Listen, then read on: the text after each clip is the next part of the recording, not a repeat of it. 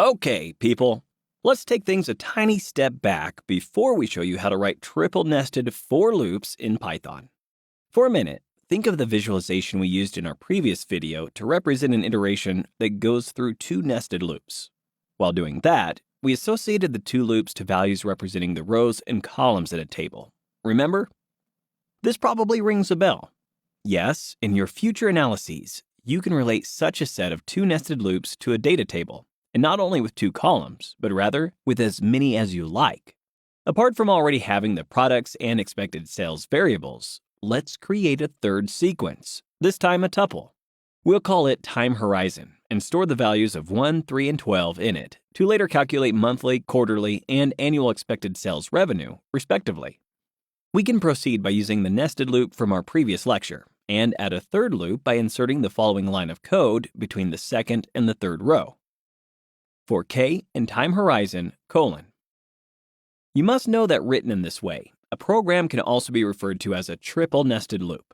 More importantly, though, we'll use this example to also show you how to use nested loops when you want to obtain an output that involves an arithmetic operation. For instance, if you think of the values stored in the expected sales variable as monthly expected sales, then it'd be reasonable to forecast the monthly, quarterly, and annual expected sales revenue for the suggested scenarios for each product. Such a result can be achieved by using a very simple mathematical formula, so long as we write it in the correct place in our code. Here's what we need to do. Add the multiplication sign and k just before we close the brackets on the last line. This way, we indicate that we are interested in the product of an expected sales value and a certain number of months. As we execute this cell, we can see the expected sales revenue for every product for various time horizons and scenarios. Great! To sum it up so far, you can see that the main principle is preserved regardless of how many loops you are using in an iteration process. The idea is that the inner loop must always complete all of its iterations before we can refer to an outer loop, and so on and so forth until we have consumed all elements of all our nested loops. Don't forget that the same principle can be kept even if you're working with a set of 4, 5, or more nested loops. Just please keep an eye on the number of elements you are having in each of these loops, because as you can see, the output can grow very quickly. All right. Before we let you go for a short break, please allow us to go over a couple of tricks that can improve your code and output, so that they resonate with the current industry standards for best coding practices. First, it is a good idea to consider using specific names for the iterator variables of the nested loops. Doing that will improve the legibility of our code. In other words, instead of using the letters I, J, and K, we can use prod for products, sell for expected sales, and THOR for time horizon. Of course, please don't forget to make the relevant substitutions in the print function as well. As you can see, this will lead to an output which is identical to the one we obtained before. However, your code now can help its reader understand it even without having to run or even comment it. Good. Then, the other trick we want to show you aims at delivering a more presentable output. Please note that the results will not come up in the form of a list. They will practically be string values. To achieve this, we'll take advantage of the built-in format method.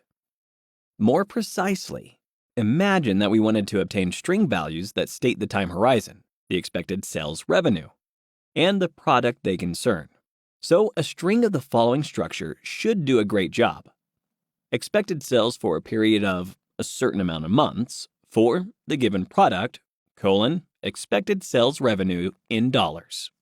Therefore, if we insert this template here and apply the format method to it with THOR and prod as positional arguments, and then the product of sales and THOR as a keyword argument, we should obtain the desired output. Is this so? Yes, it is. Great!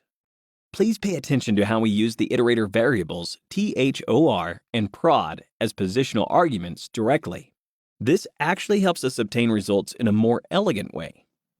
All right, let us conclude by making one final note.